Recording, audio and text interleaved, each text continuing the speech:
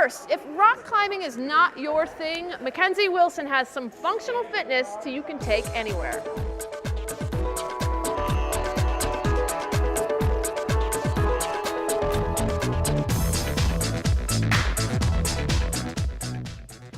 I am here with Liz Duvall. She is a personal trainer in Bend, Oregon, and we're going to learn a little bit about functional fitness today, right? We are. Today we're going to talk about hip strength, specifically how it applies to runners. I have my running buddy here, Scott, who's going to demonstrate an exercise that not only helps with range of motion for your hips, but also balance as well. Awesome. So I'm going to have him go ahead and stand on the Bosu. You want to, for balancing, a really good tip to remember is to, one, breathe. You really want to breathe. Another thing is you want to find a focal point just to focus on so that you're not all over the place. Yeah. Okay, so once you have that, you're going to go ahead and take your right leg, you're going to bend that knee, lift it up. Okay, and now you're going to bring your leg out to the right. It looks Take tough. Yeah. You're doing good. It's very challenging. It's not supposed to be easy, right? It's not supposed to be easy, it's a challenge. And he is very Exactly. fit, so you know it's hard. Exactly. And again, this is a balance exercise, so this is challenging for a lot of people.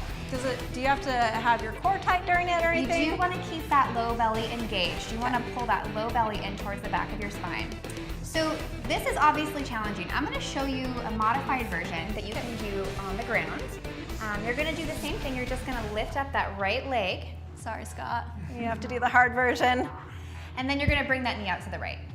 Yep, so important, you want to try to keep those hips pointed forward as you bring that knee out to the side. That's working that range of motion.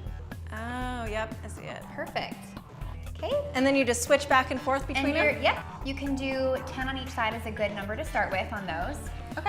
Yeah, Great. so we got that. I'm gonna do one more exercise with you. I brought some bands.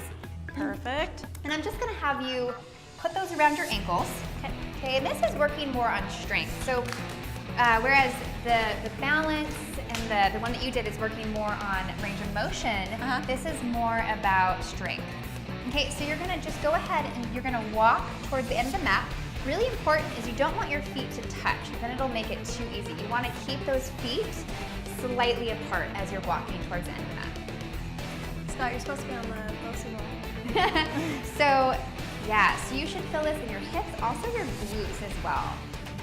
It looks really easy. I've seen people do this at the gym and I'm like, what are they even doing? They're just walking to the side. It looks easy, but a few rounds of this doesn't feel that easy. And you're gonna feel that. How many would you suggest doing? Something like this, you can do 60 seconds each direction. Okay. Would be a good rule of thumb. Also to point out, you do want to face the same direction. So you're walking down towards the left, you're walking down towards the right. You want to face the same direction so you're actually getting both hips. Okay. Important to remember that one.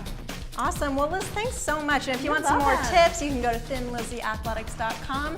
And you do some boot camps in Bend as well, right? I do. I actually do boot camps right here in the studio as well as at Fleet King Sports. And you don't have to be a bride, even though You don't. some people are doing the bridal boot camp thing. Exactly. You don't have to be right. Okay, well, thanks so much. You're and welcome. Scott, thank you for taking out the hard stuff.